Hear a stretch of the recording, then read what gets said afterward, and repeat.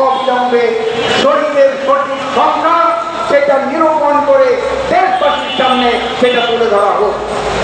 বন্ধুগণ, আমরা দেখলাম যারা জুলাইয়ে শহীদ হয়েছে, আহত হয়েছে, বন্ধুত্ব বরণ করেছে, চোখ হারিয়েছে, অন্ধ হয়েছে, সেই সমস্ত সাথীদের এখনো পর্যন্ত পুনর্বাসন এবং চিকিৎসার ব্যবস্থা পুরোপুরি করা হয় নাই।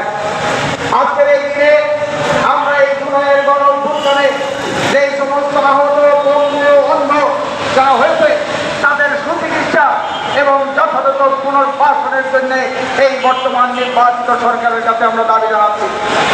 সংগ্রামী বন্ধুগণ, আপনারা শুনেছেন যে লাভ হয়েছে কার? অনেকে বলছে জুলাই গণঅভ্যুত্থান ব্যর্থ হয়েছে। একটু আগে কংগ্রেস আজিজুজ্জামান নতুন বললেন কোন আন্দোলন এবং সংগ্রাম জীবনদান বৃথা যেতে পারে না, কাজে 24-এর জীবনদান এবং আন্দোলন সেইটাও বৃথা যাবে না। মানুষ মনে করেছিল 17 বছর ধরে একটা স্বৈরাচারী শাসন, কর্তৃত্ববাদী শাসন, যেটা ফ্যাসিবাদী দুঃশাসন জনগণের উপর জগদ্দল পাথরের মতো চেপে বসেছিল, মনে করেছিল একে আর কোনোদিন সরানো যাবে না। কিন্তু জনতার ঐক্যের শক্তি সেই জগদ্দল পাথরকেও সেখান থেকে নামিয়েছে, শুধু নামায়নি, দেশ থেকে বিতাড়িত করেছে। সেগুলো জনগণের শক্তির কাছে কোন যত বড় শক্তি হোক সেইটা টিকে থাকতে পারে না। অতীত ইতিহাস আমাদের সেই সাক্ষ্য দেয়।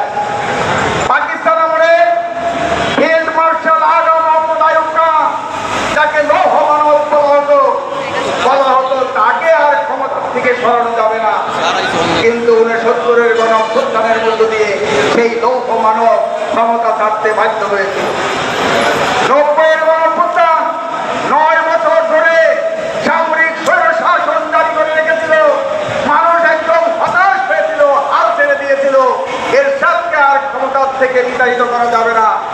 কিন্তু 90-এর গণঅভ্যুত্থানের মধ্য দিয়ে জনগণ স্বৈরাচারী সামরিক শাসক হোসেন মোহাম্মদের সাথে ক্ষমতার মস্তক থেকে টেনে হিঁচড়ে নামিয়েছিল। শেখ হাসিনাকেও 24-এর গণঅভ্যুত্থানে নামিয়েছে। আমরা স্বৈরাচারী শাসককে নামিয়েছি, কিন্তু এক স্বৈরাচারের পরিবর্তে আরেক স্বৈরাচার ক্ষমতায় অধিষ্ঠিত হয়ে সুশাসন চাপিয়ে দিলে জনগণের অধিকার বাস্তবায়ন করবে না। এইটা জনগণ মেনে নেয়নি, মেনে নিতে পারে না। কাজে এই স্বৈরাচারী শাসনের বিরুদ্ধেও, দুঃশাসনের বিরুদ্ধেও জনগণ আন্দোলন করবে, রুখে দেবে। সংগ্রামী বন্ধুগণ, আজকে যখন এই জুলাই গণঅভ্যুত্থানের 2য় বর্ষ পালন করছি,